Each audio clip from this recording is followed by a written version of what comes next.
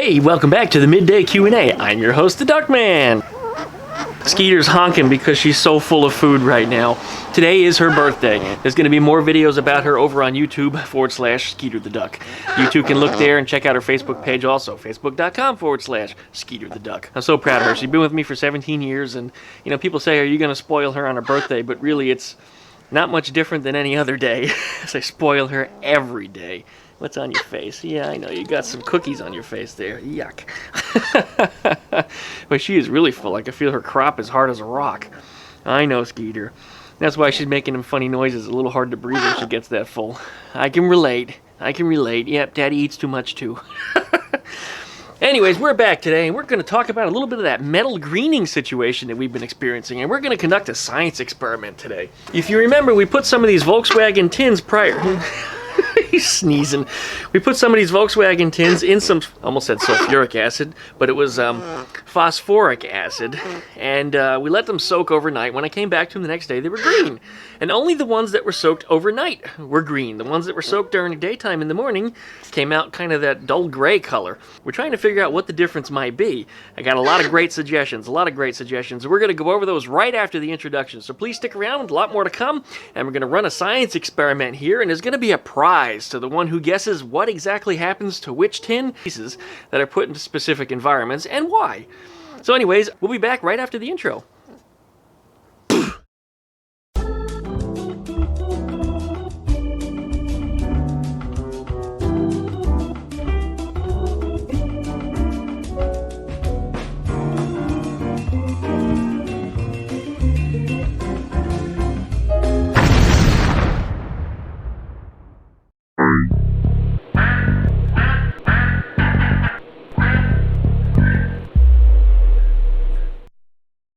And how some of these turned green overnight and the other ones did not. So we're going to run a science experiment today. But anyway, enough talking. Let's go ahead and jump to the experiment. Okay, we are set up here. We're going to call this number 1. This is number 2. This is number 3. This is number 4. Now, as an added bonus, we've also got a piece of copper. There it is. This side has been brushed by me and actually sanded down, so it's bright and shiny. And the other side is tarnished, and that's heat tarnished. That's actually gotten that way from me using this as a heat sink when I was welding. So we'll put that there. And additionally, I got some sand from the sandblaster. It's actually just beads, glass beads. And whatever contaminants are in there is, well, whatever's in there. It's sitting in my Don's Seafood Hut, which I had dinner with John Schneider from the Dukes of Hazzard over there when he was shooting a film. So anyway, this glass ended up swiped by somebody that I know. It wasn't actually me. We got the same old bottle of phosphoric acid, and I verified by taste that it's not truly cat piss. I don't recommend that you drink it. I actually had Delmont do it, but he's an idiot. You know, he'll do anything, but you can see what it did to his teeth, so, you know, yeah. We got a brand new brush. Before we do anything else, stop! Just stop! Make sure you break out your personal protection. Get the f*** out of here. I've handled this stuff enough times that I'm not too worried about it. I know if you get a little bit on your skin, it rinses right off. It's very non-reactive with human skin. I suppose if you left it on and it was a really high concentration, it would be corrosive, but on its own, it's not going to hurt you, really. And it doesn't mean that I'm telling you not to wear gloves, but this time, in this video, I'm not going to. And you'll see the way I handle this stuff that it's not particularly harmful. Anyways, let's go ahead and first splash a little bit right down in here. And that's interesting. It doesn't mix with the sand, it just kind of sits on top of it.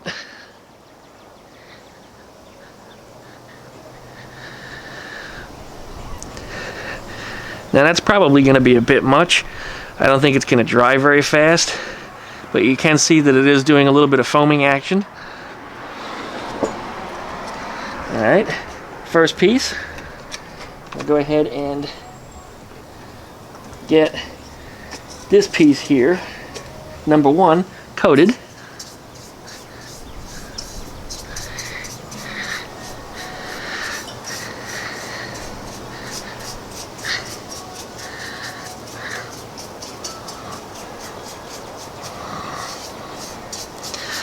And you can see the rust that's on here is just starting to disappear already.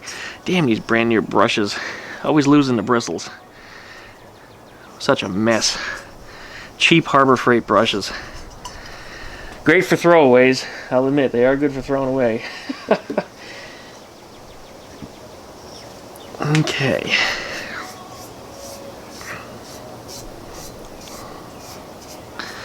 As you notice, I'm not flicking the brush towards myself, getting it all over my clothes, or flicking it up into my face, because I'm not an idiot. Because not everybody is truly a professional and knows what they're doing. Remember, there are tightrope walkers out there that do walk without harnesses. Would I do that? No. Would I even get on a tightrope? No. But you guys get the drift. Get a little more on here. And this is just to demonstrate what it does to copper. Oops, just got a drip on my driveway. Maybe the driveway should be wearing personal protection. Alright, the first thing we're noticing right here, we're already seeing a reaction. You can see the copper, the corroded part, is starting to turn black. And the part that was real bright and shiny is currently unchanged.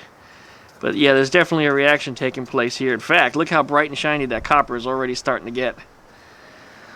See, it's pulling all the oxidation out of that copper.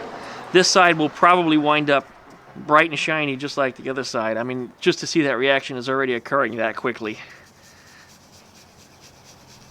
Yeah, you see, stirring it up here, it's causing it to foam. Wow, look at that. I think I'll put some more acid on it real quickly and brush it one more time. I mean, just to see the reaction on the copper is taking place that quickly is kind of amazing to me. Looks like there's a little bit of debris stuck to this too. Maybe not all of that is corrosion. Maybe some of it is a little welding slag or something. So I don't think it's all going to come off, but just to see how much of a change there was already is remarkable to me.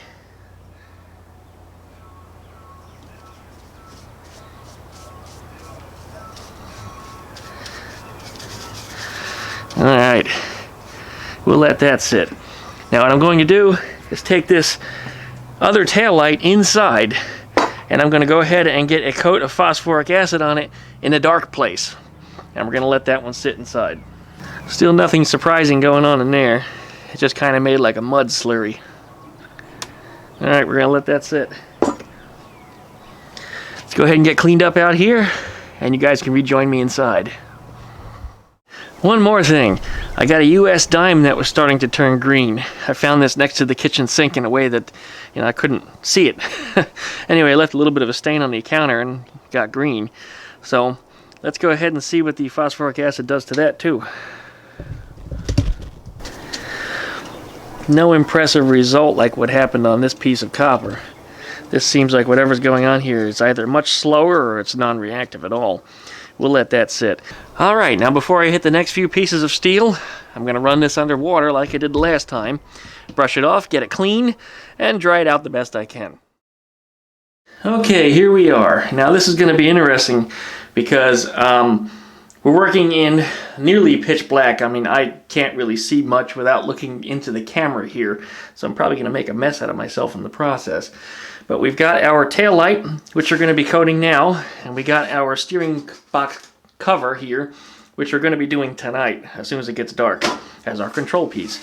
But first, let's go ahead and hit this. So let's get this piece out of the way because we don't want any acid getting on that yet. We got our trusty bottle of acid. It's so weird. I have to look through the camera screen to actually see what I'm doing. I hope I can get this poured without making a mess out of it. Nope, I made a mess. Well, it went down the drain. By the way, this stuff is very, very bad for stainless steel. So yeah, if you guys are working at home, don't let it get on your wife's sink. If you get that stuff in the kitchen sink, it will leave a black stain.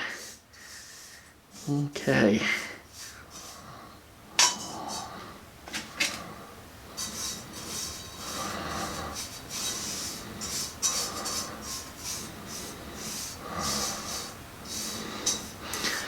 I hope I get this thoroughly covered. It does not look like it does in daylight.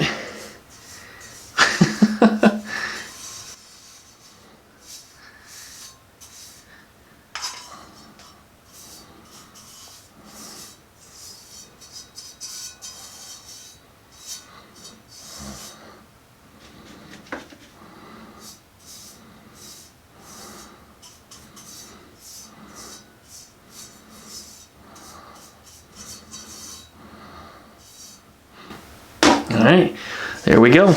And we'll leave this in here all by itself, and then we'll come back in a little while with a clean brush and hit the other piece as soon as night falls. So anyways, it's about 10 a.m. right now. I'm figuring we'll let the acid soak in these parts for the rest of the day.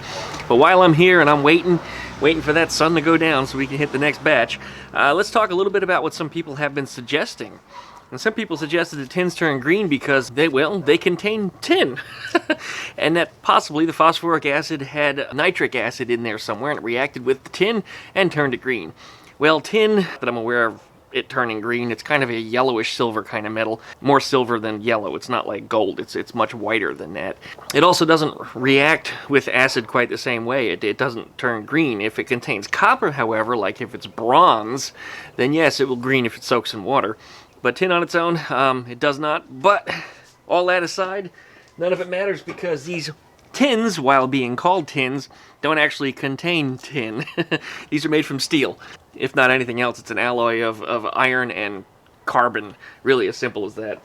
Some people suggested that it could be pollen, and that's an interesting thought because there has been a lot of pollen lately, and I'm kind of disgusted to show this, but look at the side of my Z.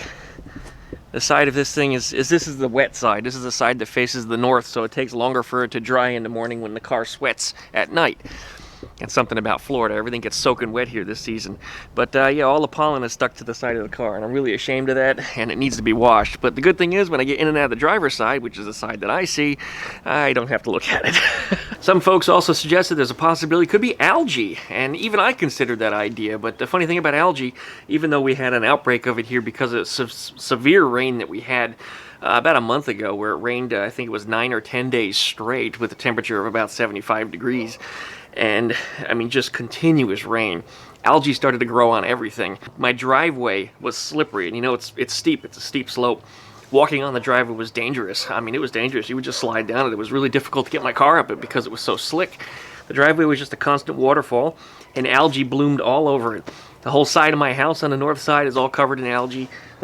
Even the front side of my house and the south side had it too. Yeah, I have to pressure wash the whole house. I haven't gotten around to that yet. But as soon as I finally do that, I'll repaint the house. But that's another video for another time. But no, I don't believe that it was algae. But interesting suggestion. It would probably take about 24 to 48 hours for algae to form, probably the greater part of 48, in a non-acidic environment. And that's the funny thing about phosphoric acid. Once again, it's acidic. But when phosphoric acid does react with rust, it pulls out the oxygen. And then it also releases some hydrogen from its own molecule. And the extra hydrogens and oxygens turn into water. It then, of course, condenses on the metal and evaporates. But the acid has already attacked the rust on the steel, so it's sealed it. Therefore, the water doesn't do any more rusting damage to it, which is one of the reasons why the instructions do say to rinse off the powder or the dust or whatever is on there after you're done letting it soak and letting it dry completely. If you leave it on there, the paint won't stick to it. Of course, powder, it doesn't work. But the water will not cause it to rust. I mean, you could actually throw the parts in water and let them sit. And I've even phosphoric acid some pieces of metal and left them outside for a week where it rained on, came back, and there was very minimal rust, only in a couple spots where it truly got through the phosphoric acid, which you're supposed to paint. But the iron phosphate covering that essentially it becomes plated with iron phosphate, and it should not rust once again. A lot of people suggested that there was copper in the sandblasting cabinet. And yes, I have sandblasted brass and copper pieces in there before, so yes, they are contaminated with it. And yes, I'm sure the metal is contaminated with it. But once again, the funny thing about phosphoric acid is I don't think it reacts with copper the same way, because it pulls oxygen out of things. And if your copper is corroded or oxygenated, it should essentially break that bond and not eat the copper. I don't think phosphoric acid reacts with copper directly, but it will pull the oxygen out of the copper oxide molecule, and if it's green, or even if it's turned that dull black color that copper oxide does, it should pull it back out and change it back to shiny metal, as we determined earlier in this video, where it started reacting immediately with the copper and it started to get shiny again. And that was quite to my surprise. I didn't expect it to happen quite that quickly. I mean, it actually was reacting faster with the copper oxide than it does with the iron oxide. So fantastic. Kind of interesting. I can't wait to see what it looks like in the morning. We had a couple of jokes put on here too. Some people suggested that moonbeams Thanks for that, you made me laugh. The moonbeams at night turn the tins green, because the moon is, of course, made from green cheese, therefore the moonbeams that came from it turn, you know, other things into green cheese too. Real funny, I tried to have Delmont lick the tins, and he said that they didn't taste like cheese, so that's probably not a good theory, but thanks for it, made me laugh. And one of the most obvious ones is that the tins turn green not because I use phosphoric acid, but because I wash them with cat piss. And yeah, cat piss probably would turn your tins green. I think you're right. As we said, we had Delmont test the solution. He tasted it, and he said it didn't taste like cat piss to him. And he knows. I mean, he's a professional. You've seen his teeth. He's sampled a lot of things in his life, a lot more than I ever have. So we'll take his word for it. So anyways, we're waiting for nightfall, and then we're going to go ahead and finish cutting this video, and then once that's all done, we'll get edited and get this thing uploaded and online. There's going to be a prize awarded of a $25 gift certificate, which came from Volkswagen Planet, to the person that guesses number 1, 2, 3, and 4, what their results are going to be when we break them out tomorrow in the next video. Now, I think I'm probably going to hold on to the video for about a week. That's going to give people enough time to watch it, I think. Maybe I'll hold it for 48 hours. But either way, you want to go ahead and post down in the comments what you guys think. You know, 1, 2, 3, and 4. List them. Number 1, number 2, number 3, number 4. You guys get the point. What you think the reaction is going to be and what color they're going to turn out. And if you want to throw in an answer as to why you believe that is, do that. You'll get the gift certificate if you win. So, thanks very much for watching. Really do appreciate it. And we'll be back right after nightfall. So we got, about another 8 hours or so to go. I think nightfall's around here about 6:30. So anyways, thanks for watching. We'll be back soon. 8 hours later. We are back, and it is pitch black out here. Yeah. This is about the same time it was when I did the coating of the acid the last time. And we're going to coat this piece, which is number 3. See, number 1, still drying, but it has the typical graying that we usually see from the phosphoric acid on the steel. Alright, set us up. A little bit of cat piss. Get our brush in here.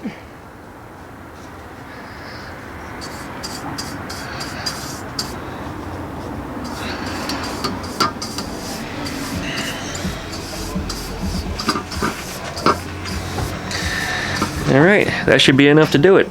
We'll rinse the brush off, and we'll go do our piece inside. I'm going to clean this up and put it out of the way, and it's going to stay where I can't get any rain or anything on it. And we'll check it again in the morning and see what we've got. Alright, we're back here in the bathroom. Here's the tail light that we got earlier. Still looks, it looks, looking through the night shot, I guess I really can't tell what it looks like. But it looks darker than it did earlier. Let's just move that out of the way. We've got our steering box cover panel here. And again, I'm trying to do all of this looking through the screen on the camera. And the reason why I got quiet for a second is because I had to pour the acid into the bottle cap. And I was trying to listen for it because I can't see it. I can't see a damn thing in here other than what the camera shows me. And there we go. Get this sucker coated in acid. Whoa, almost dropped it. Things are incredibly awkward because the camera screen is also at about a 45-degree angle from the way the camera is set up, so it's really throwing off my perspective. And there it is. We are coated up. We're going to let that to sit overnight. Now, for those of you that are concerned that there isn't the same or ambient humidity, temperatures, blah, blah, blah, as with the outside, or maybe there's not enough air circulation inside of here. When everything turned green, it was actually sitting inside of my garage, despite being coated outside, then it moved inside. So the window will be open, just like in the garage. I usually leave some ventilation in there. So the conditions will be similar to outside, but not exactly the same. So with that said, let's see what exactly happens here. Right now I'm rinsing my fingers because I got acid on my thumb. You don't want to leave that on your skin for too long. Granted, I've never had a problem, but alright, let's get out of the pitch black darkness in here. And we'll be back in just a minute. Well, everybody, that's enough fun for today. Post your guesses for what 1, 2, 3, and 4 are. Once again, to reiterate, number 1 is the piece that was covered with phosphoric acid while it was outside during the day in the morning in direct sunlight, and then left to sit in direct sunlight for the rest of the day, whenever it popped out from behind the clouds. It was much the same day as the other day, where the sun came and went. The number 2 taillight was brought inside and also in the morning at the same time was coated with phosphoric acid in pitch black. You know, it was completely dark. It was only exposed to the infrared light that comes from the camcorder. The only light it was exposed to was from the camcorder light and very, very little ambient light that managed to sneak in underneath the door. Ultraviolet light was at extreme minimum. And the infrared light, I guess that might be an interesting experiment. See what the infrared light actually does to it, or near infrared anyway. It's just outside of the visible spectrum, kind of like the same light that comes out of your television remote control. Anyway, we'll see what that does. Number 3 was the steering control box cover that got coated at night, just after nightfall, roughly 7:30-ish. Just after the sun went down and the sky was pitch black, about the same time of day that I coated the other one. And that one's going to be left outside through the night. And we'll see what happens with it. And number 4, the last steering box cover, is the one that was coated with phosphoric acid in pitch black inside at night, where the air is allowed to ventilate and come in from the outside, but once again, not exposed to any UV light sources at all. I might also like to add that the ones that I did outside that I coated at night, well, just number 3, was also done underneath the same light, which is my front door light. And for whatever that's worth, I don't know exactly what spectrum comes out of it. I mean, visible for sure. I don't know if there's any UV, infrared, or whatever else you got. Maybe it makes magic. But whatever comes out of that, maybe that affected the greening somehow. Well, anyway, we'll see. Post your guesses, 1, 2, 3, and 4. The one that guesses accurately through 1, 2, 3, and 4 is actually going to win a prize. You win a $25 gift certificate that came from Volkswagen Planet. He donated it to the cause, and we'll actually be giving that away for this contest. So we have to thank him very much, Volkswagen Planet over there. Check out his channel, subscribe to him, he's a good guy. John is working on a Beetle for himself, trying to get it on the road, and VW Jawbreaker actually helped him to do some of the welding and putting the engine back into that car. So you need to subscribe to both of those guys. Very good people, really good people. So check them both out. Subscribe to them, but for now, we're out for the night. That's right, end of video. So thanks for watching. Don't forget to like, comment, subscribe, pluck that dingle belly. If you'd like to see my other social media, check out duckshit.net. All of my social media is on there. If you'd like to email me, duckmancycles@duckshit.net. Thanks a lot, and we'll see you next time. Contest results in a couple days, maybe a week. What? Oh, listen to you. Listen to you. I know, you're so full of food. You're so full of food. You're so full. You better not be too full. I'm getting you a pizza tonight. Yeah. I know you're whimpering because you're so full. You're just so full.